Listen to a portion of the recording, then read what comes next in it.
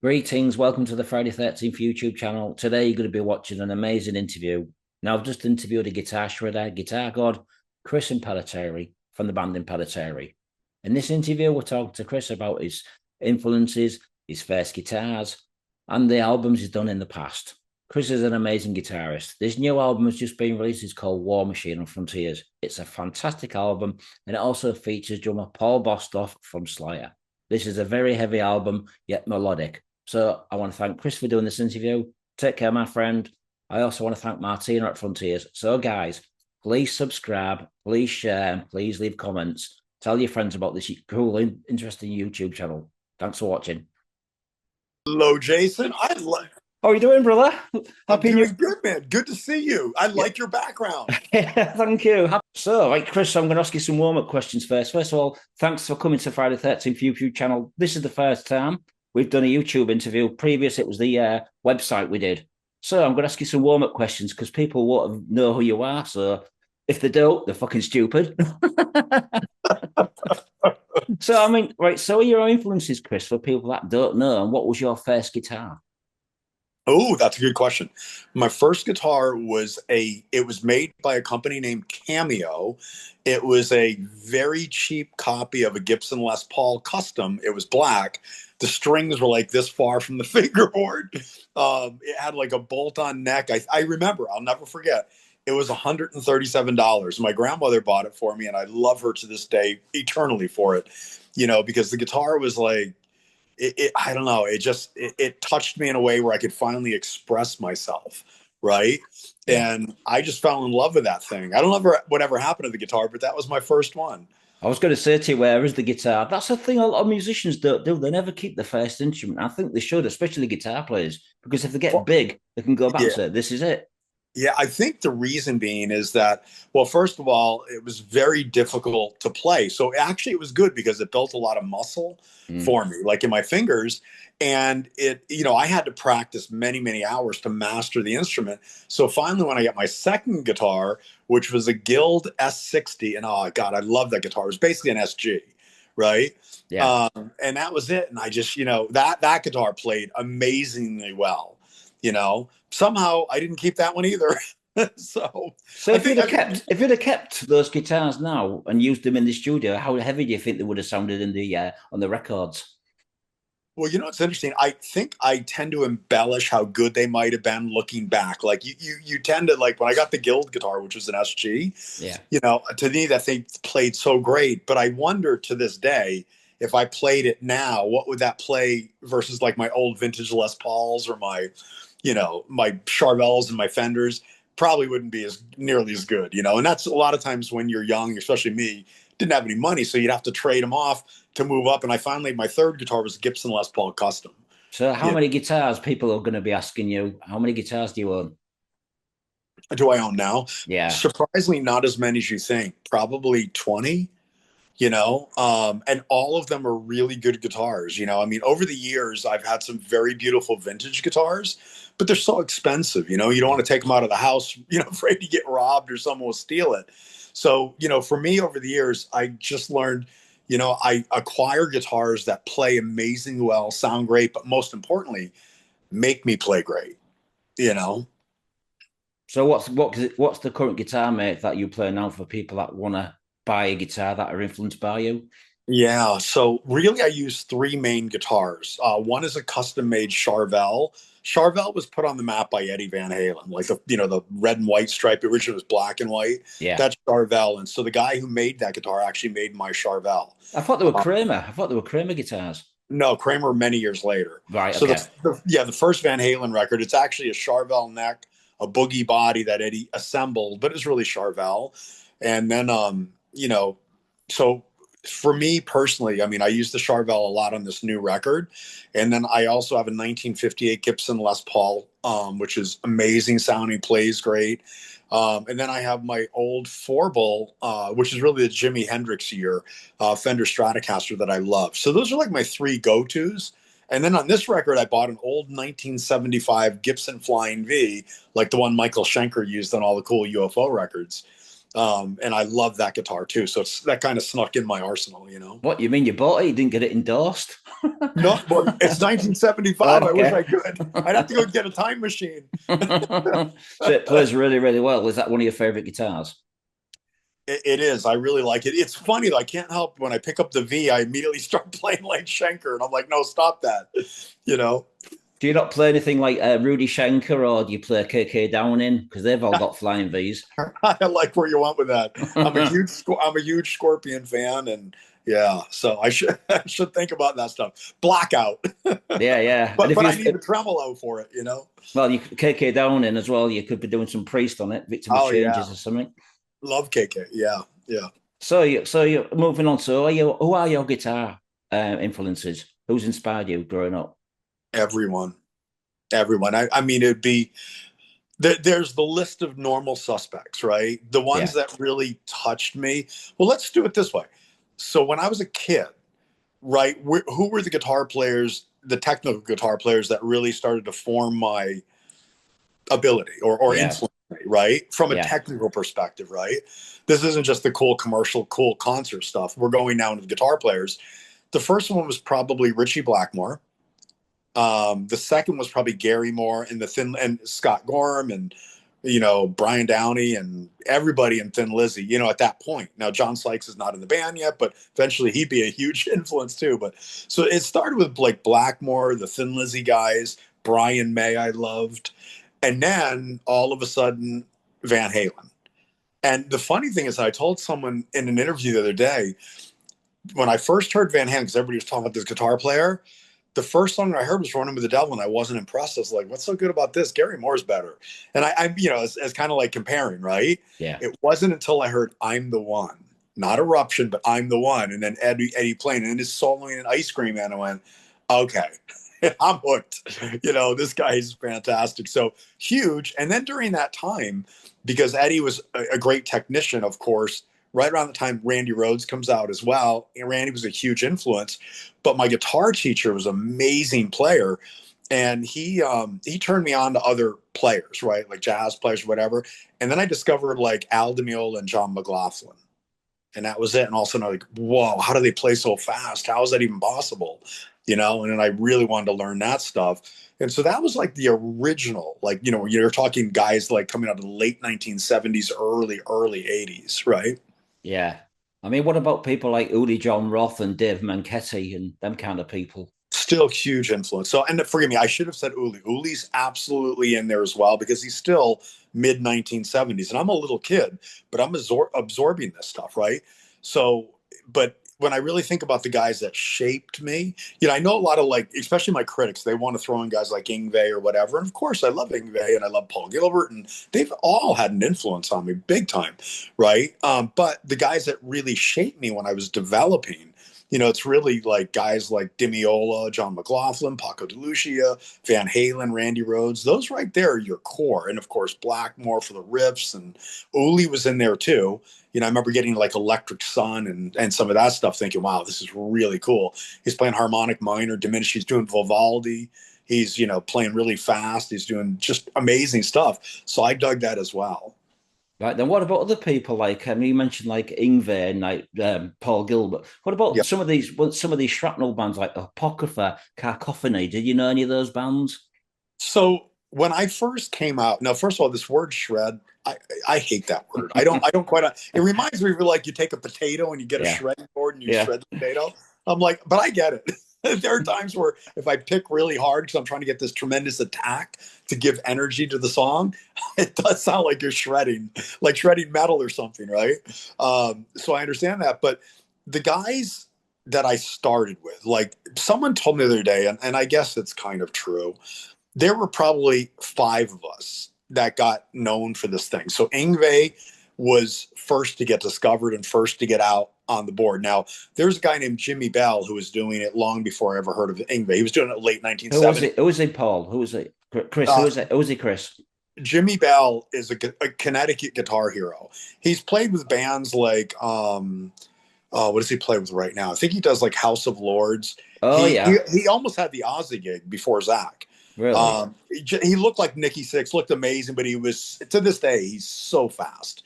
people think I'm fast. Jimmy's faster, and he's Really? left-handed. Really? And yeah, and so yeah, and so, but he was the guy, but he didn't get credit. Yngwie was first.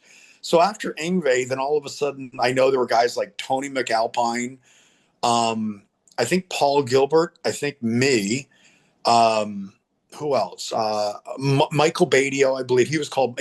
I guess called himself Michelangelo Oh during that yeah. time. So we were like the first guys I remember. And then after that, you had these amazing players coming out, like the Jason Beckers of the world, um, the shrapnel thing. So, but really, there was no impact on me because I was already doing that stuff, Yeah. Yeah. and you have to understand, I mean, I got the one thing that's always been frustrating for me, Jason. People always throw me in that category, and you know what? Must No, piss you off. Must piss you off. it's not that it pisses me off. It's like you realize Impellitteri is a band. Mm. It's like Van Halen, It's like it's about the song and it's about a great riff. And if I play some crazy fast technical solo, for 20 seconds or 30 seconds of the song, okay, so be it, and great. Maybe I do it great, and maybe I don't. But it's really the solo's there to complement the song, right? It's not to show off. It's to lift the song and take it in a new direction or enhance it like frosting on a cake. Yeah. And so for me, that's what this band's always been about. It's been about Rob writing this really cool vocal melody over this really cool riff, writing, a cool lyric, celebration of heavy metal, rock and roll, whatever it is, and then playing with your friends, communicating through our instruments, that to me is what I get off on. The instrumental thing I love and I respect. I've done songs like 17th century chicken picking, and I tell you that because there's a lot of kids on YouTube that spend probably years learning that thing, right? But that's never been what we've been about. We've always been band first, and then if we get some accolades like, hey, you're a great player, or Rob's a great singer, or whatever, then that's nice. But don't make it that's what it's all about with this band, because it's not. It never has been. No. So how many hours do you practice before we start talking about the albums? How many hours do you practice guitar? Do you still practice every day? I do practice every day. I try to play, a couple hours every day if I can. Um, for me, I love playing. It's an enjoyment. I don't have to force myself. I've already made my mark. I've done what I've done. But for me, I'm always trying to educate myself and challenge myself. I watch YouTube, and YouTube, the kids are so insane now, Mm. right? Because they've had guys that spent 16 hours a day working out parts, picking up the needle on the turntable. Wait, I got to learn that again, and until you get it. And we had to play so much. We never had that gift of, here, let me give you a guitar lesson on YouTube now and show you the most complex thing that these kids watch. And, within probably a couple months, they've mastered it. It's So, very, very, very true. So when you look back at all your albums you've done with Impellitteri, do you have a favorite and why? ooh, good question. I have favorite songs, Yeah. and I'm not sure there's a specific. Well, you know what?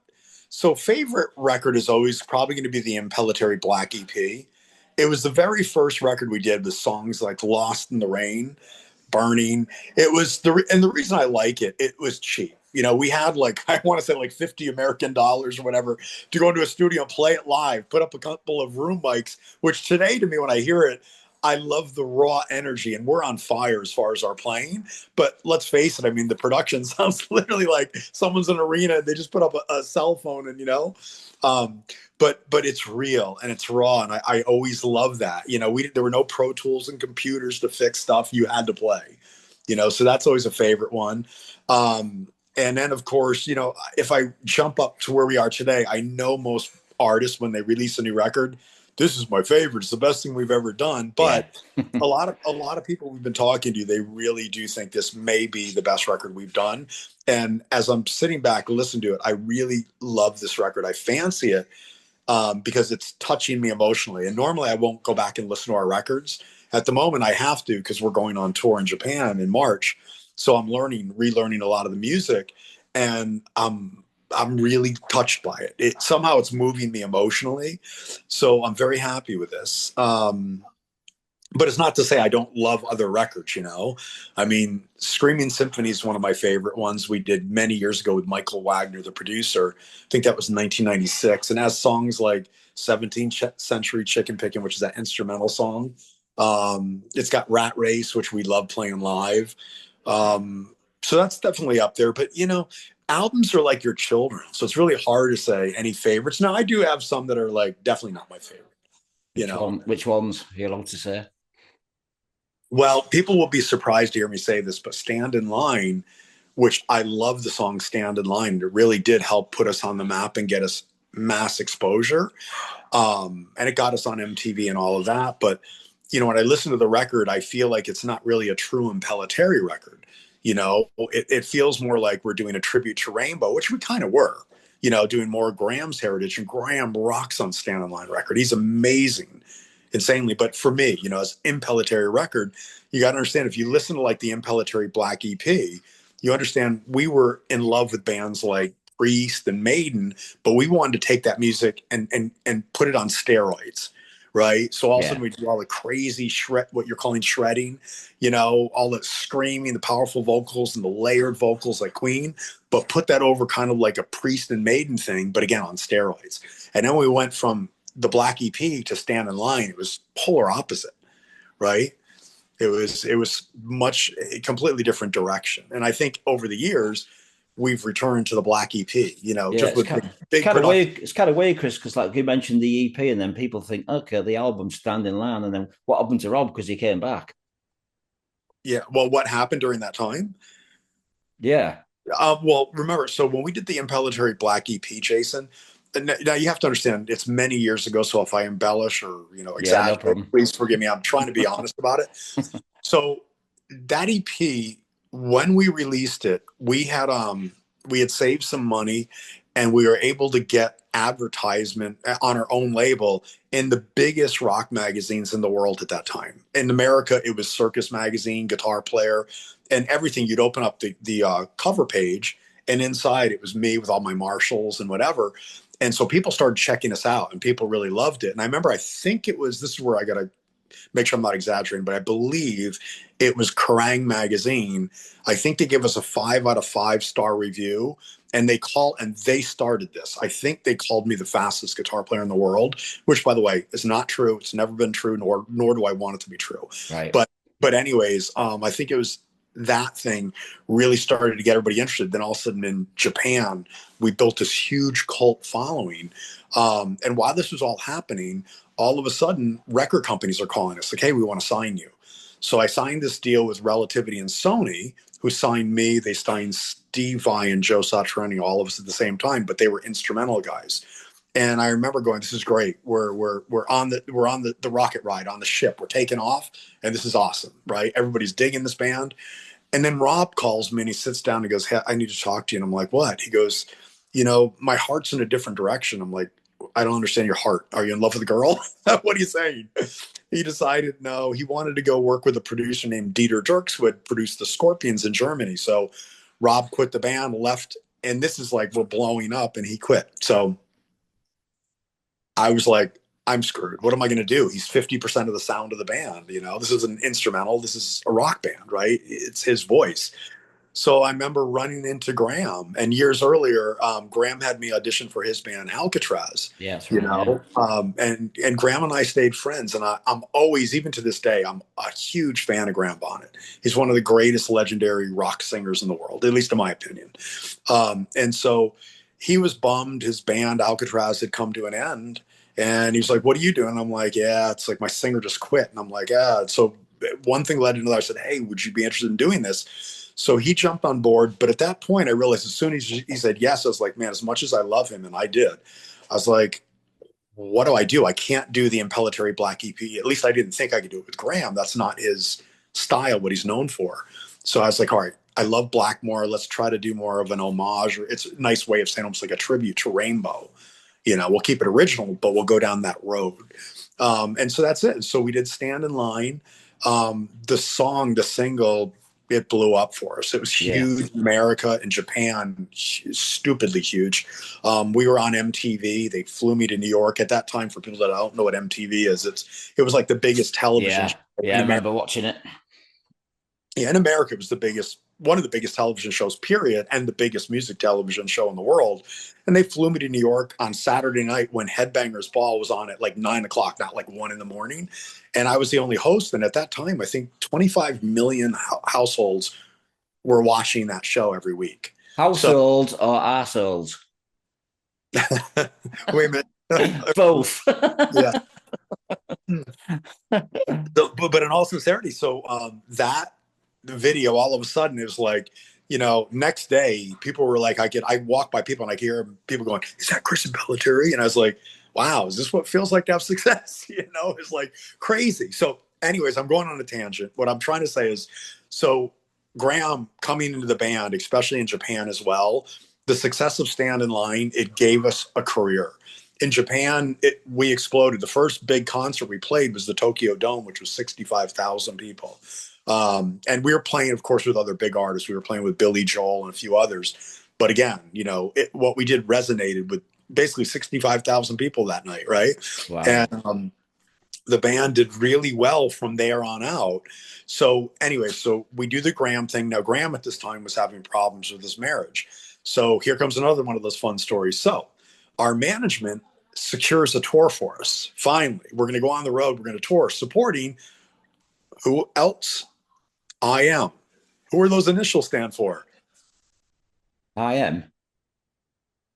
What band has the initials I Am? Oh God, you put me on the spot, Chris. I am. I'll cut to the chase. Go on. Iron Maiden. Oh God, It right. was it was 1987. We were supposed to finish the last leg of their tour. They had like buses already like scheduled to come, drive out and get us. We were supposed to drive across the country down to Florida from California, and we got a call from Graham, and he's like, I can't come back. He was in Australia. He had to work out things with his marriage, which I understand, family first, and his wife and family was more important.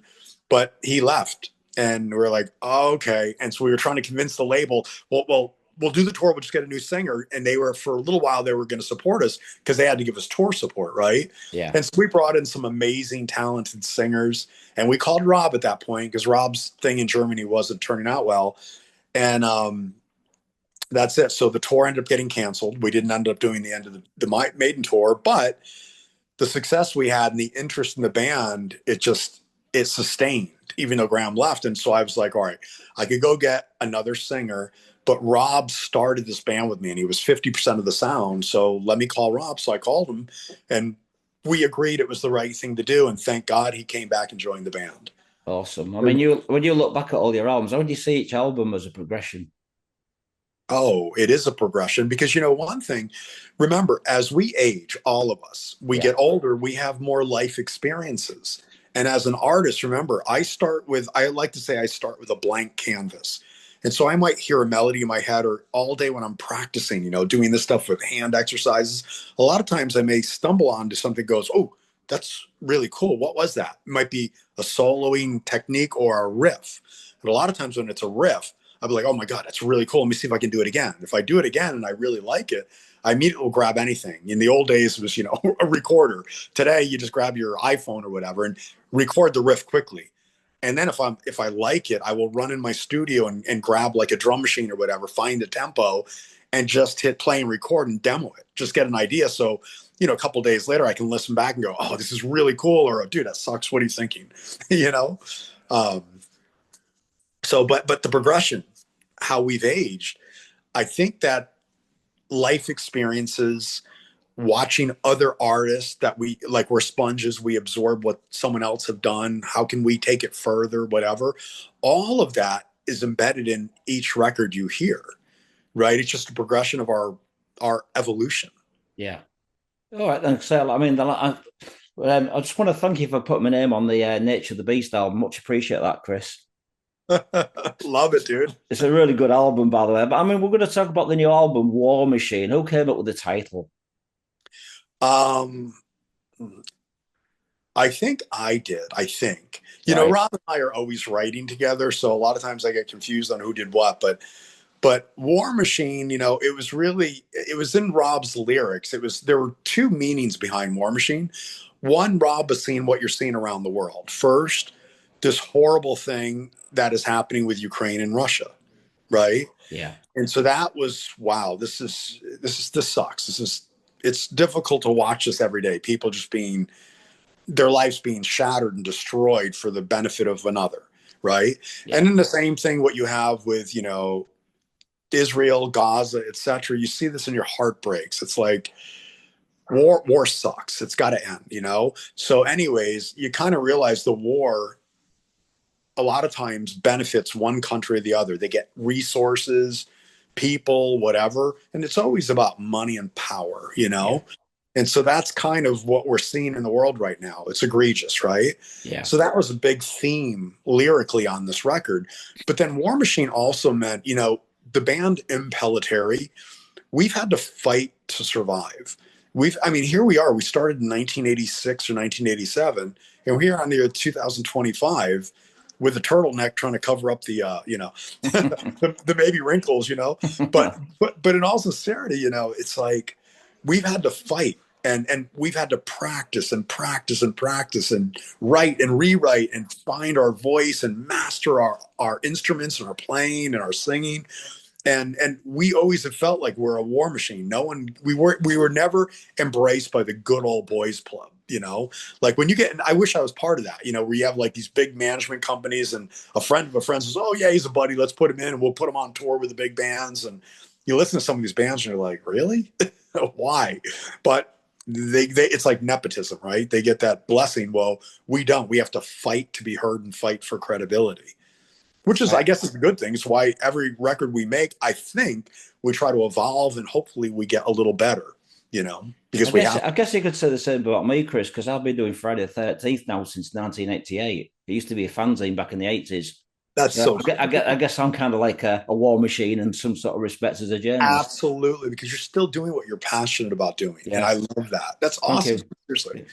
Thanks, man. So, I mean, the lineup for the new album, you've got my friend on drums, Paul Bostoff. I've known Paul since he was in Forbidden back in the 80s. How did you Yeah. hook up with Paul? Yeah. So when we kind of wrote the body of the music, once we had it where we kind of said, all right, this is a good direction. I think this is strong material. Who's going to play drums, right? Because we are notorious for being Spinal Tap. We've had some of the greatest drummers in the world play with us or want to be in the band. And so we basically thought about 4 or 5 guys. It was kind of like a wish list. And I listened to some of their previous work, and I don't know what it was. My buddy Giles Lavery, he basically called Paul and said, hey, would you be interested in playing with Impellitteri? And Paul immediately said he loved the band or something to that effect, and he knew about us from his days with Forbidden, I believe. I guess they were a sister label of ours. Combat Records they were on. Yeah, that's right. That's right. And so I think probably within 3 days, Paul and I were on the phone talking. And I really liked him. And, you know, people are going to be surprised with this. Yes, Paul Bostoff, he's the drummer of Slayer, and he plays with Kerry King now. And people think that's why I wanted him. And it wasn't that. I like Slayer, but that was not what sold me on Paul. Paul, actually, the record that someone turned me on to with Paul was it was a record by the band Testament that he played on. Yeah, he played on a couple of their albums, yeah. Yeah. And I heard, I was like, man, this is a great player. And then I went and watched some of his footage and I loved it. And I'll tell you what really locked it in. So we had agreed. I said, Paul, listen, here's the demo stuff. I want you to just play the way you want to play. Don't follow drum machine pattern, whatever. We'll get in the studio. We'll work the parts out live, rehearse it, you know, and then we'll go for it. We'll push record. And when we got in the studio, man, he does all the speed stuff, the fast double bass drumming, all the technical fills and rudiments and all that stuff that Impellitteri music a lot of times requires. But he does something that a lot of these thrash guys I don't think generally can do. When this dude turns the beat around and he lays back and he wants it to be heavy. When I say heavy, for people that aren't drummers, I think of people like, if you listen to the band Led Zeppelin, listen to When the Levee Breaks by Led Zeppelin, or listen to Black Dog, listen to the way John Bonham plays drums. It is so heavy and so powerful. That's Paul. Yeah. Yet he's known for, the thrash drumming. So he's probably not known that he can do the other side, which is really important for rock, and there are things that he did in this record where like, trying to think which one it is. There's a few songs. Hold on one second. Okay. I have to cheat. There's one here. I want to find which song it is. Well, I can tell you what the songs are if you want to find out, Chris. We've got War Machine. Okay. No, I'm trying to find which one. Hold on, I'll tell you right now. The reason I'm doing this because there's one song specifically that he did where he turns the beat around It was hold on. Sorry, I'm having a scene. There it is. What Lies Beneath. Right. Okay. That's the one. I'm trying to hear the progression in my head. So it's what he does with the choruses. Originally, that was fast double kick, but he plays it four on the floor, and the song just got so much fatter and more powerful and bigger. And it's stuff like that he would do constantly when we're recording the new record, that me, the engineer, Rob, James, could all look at us and go, oh yeah, we'd have a big smile on our face, you know? And so he's a badass, man. And so he brought a lot to this record. The big question is he going to be touring with you? Yeah, he says flight's booked. He's going to Japan with us. We start, the first shows we're doing are in March. So we're doing Tokyo, Osaka, Nagoya. And then we have some offers to some other places, which I can't say yet. And at that point, we're going to have to work schedules because Carrie's schedule will conflict. You know, Carrie's finishing. I just talked to Paul yesterday. So they have, I think, 24 shows right now they're doing that are left here in the U.S. And then they're done. And then Paul's back with us. So, you know, at that point, we do Japan. Once we're done with Japan, then we're getting offers to do other stuff. So then I have to figure out, does this work with Carrie's schedule or Paul? If it doesn't work with Carrie, here's the good news. Whoever is behind the drum set with us is always going to be a monster. We've never had a bad drummer play with us. Very true. But you know, Paul knows we've got the extension out. If you want to play with us anytime you want, you're in. You know, because he's very much part of this band with this record. You know, he's equal. Please tell him I said hello. It's been a long time since I've met Paul. Yeah, Paul's a great guy. I mean, he's motivated, man. He was even motivated, like we were doing. I don't know if you've seen any of the music videos for the new record. Yeah, I have. But even Paul calls me and goes, "Hey, we doing videos?" I'm like, "Yeah, I guess we probably should." So we ended up spending a ton of time and money, and you know, we did a bunch of music videos for the new record, which I'm so glad we did because I'm digging the songs we did the videos for, and also, it's like cemented in history. Anybody wants to see this band 30 years from now, they're going to be able to see them. The guys who actually made the record, you know? So who else did you have in mind as monster drummers? Are you allowed to say? It's probably better I don't. Only because it's kind of, well, why'd you choose Paul over them? You know, were they not as good? You know, that kind of thing. I don't want to be a comparison, but, you know, I will say this, like, you know, this band has been a band where we've had some really amazing talented drummers around us. Like, well, our first drummer was a kid named Lonnie Silva, who was an amazing player, but I think he got out of the industry. And then when we did Stand in Line, we had a drummer named Pat Torpian. That's right. Yeah, I went to Mr. Big. Yeah. But before that, people don't know he was actually playing. He was more of a fill-in thing, but he was playing with Robert Plant from Led Zeppelin. And, you know, we heard him. He was like, oh, he's in. And he was crushing it on Stand in Line, just had a great feel. Then he went to Mr. Big. So we needed a replacement. And we brought in a drummer from Alice Cooper named Ken Mary. Oh, yeah, I know Ken. He's in Flotsam and Jetsam. He's another friend of mine. Yeah. Great player. And then after Ken, we brought in a guy named Stet, who had played with Wasp. And then from there, we got Glenn Sobel, who Glenn at that point wasn't known, but he was a great player, just like a studio cat. Alice Cooper. And then eventually, yeah. So Glenn played with us. He did like 5 records, 5 major tours, festivals, everything. And then he gets a call from Alice Cooper. I guess Alice had revenge on me. I took his first drummer. He took my second drummer. So you know, he takes Glenn, and then Glenn not only is doing Alice, he's also doing the thing now with the actor Johnny Depp and Joe Perry and the Hollywood Vampires. Yeah, right. Yeah. So we did that, and you know, it's funny when we were doing the first record for Japan, the label we're on now, the guy who was doing the demos with us, right? Most people don't know this. It was actually Eric Singer, who eventually joins Kiss. Badlands, yeah. Yeah, that's right. Yeah, Eric was a good friend of mine, especially in the late 80s, early 90s. We were all really close. So, but yeah, he was doing the record, and he was going to be the guy, and then all of a sudden he gets the call, and off to Kiss he goes. I'm like, shit. So, you know, and then we had John Deddy, who also did a little bit of time in Slayer. Testament as well. Yeah. Oh, did he? I didn't know he played. Yeah, he was in Testament. Yeah.